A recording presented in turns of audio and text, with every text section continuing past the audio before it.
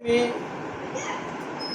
दो शब्द कहेंगे कि हमारे पूज्य गुरुदेव महामंडलेश्वर स्वामी गुरु प्रेमानंद जी महाराज, जो कि महानिर्वाणी अखाड़े में 86 से महामंडलेश्वर हैं और 82 से हमारा कोई भी कुंभ का मेला ऐसा नहीं है जिस आयोजन में वो सम्मिलित ना हुए हों।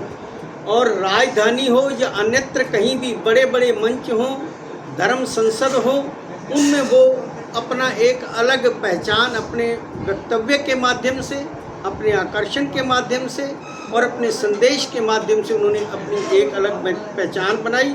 हमारी भारतीय संस्कृति, इसका संस्कार किस प्रकार से नीचे तक जाए और इसका संरक्षण और संवर्धन किस प्रकार से हो, इस बात पर वो निरंतर जोर देते रहे। आज हम भी उनकी 28वीं पावन पुण्यतिथि मना रहे हैं। उन्होंने अपने जीवन काल में गौ रक्षा, इसका संरक्षण संवर्धन किस प्रकार से हो, ये संकल्प लिया। इसके साथ ही जितने भी अनाथालय हैं वहाँ पर उनको कैसे शिक्षा दी जाए, उनकी सहायता की जाए। जितने भी ये आपके कोड़ियों के आश्रम हो, ये नेत्रहीन के आश्रम हो, दिल्ली हो या यहाँ हो, हर जगह पर वो अपना सहयोग प्रदान करते रहे। और इस वक्त अपनी संस्था भी उन्हीं उद्देश्यों को लेकर के चलती है और वो उस माध्यम से वो प्रयासरत है कि वहाँ पर सब जाएं। और अब भी हम उनकी पावन पुण्य स्मृति में एक नेत्र निदान शिविर लगाते हैं गंगा माता आई हॉस्पिटल में। 28 वर्ष से वो निरंतर लगता आ रहा है, उससे पहले भी लगते रहे, पर अब वो उनकी पावन पुण्य स्मृति पर निरंतर लग रहा है। और ये आयोजन इसलिए भी होता है कि हम यहाँ पर विद्वत समाज, जो हमारे महामंडलेश्वर वृंद है, हम भी महानिर्वाणी अखाड़े से ही महामंडलेश्वर हैं। और हमारे षड दर्शन साधु समाज से आज आपने देखा भी होगा, सभी लोग यहाँ पर आए हुए भी थे।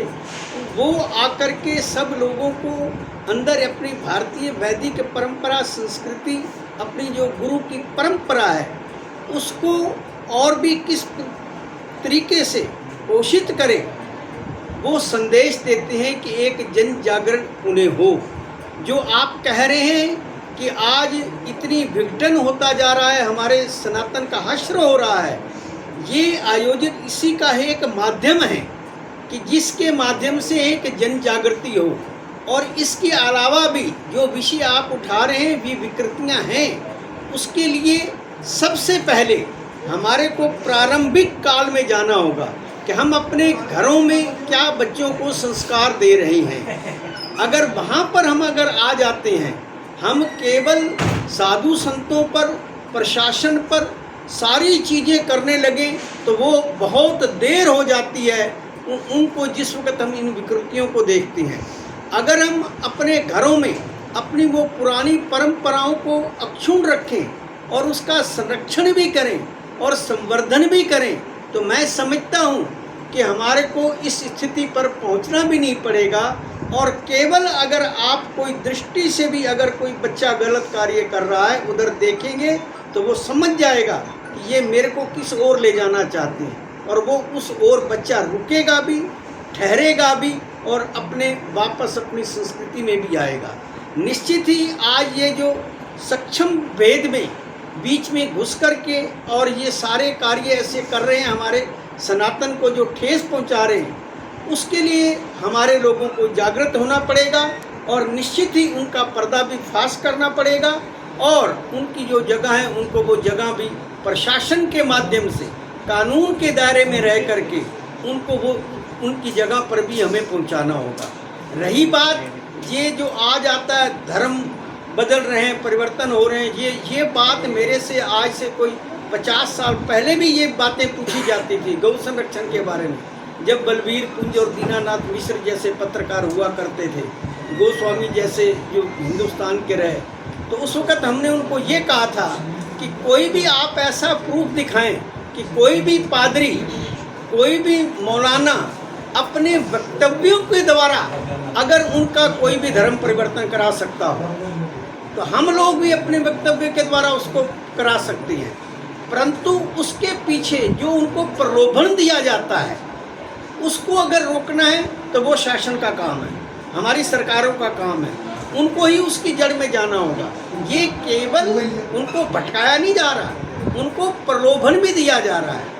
ज़्यादातर प्रलोभन के माध्यम से वो लोग भटक रहे हैं।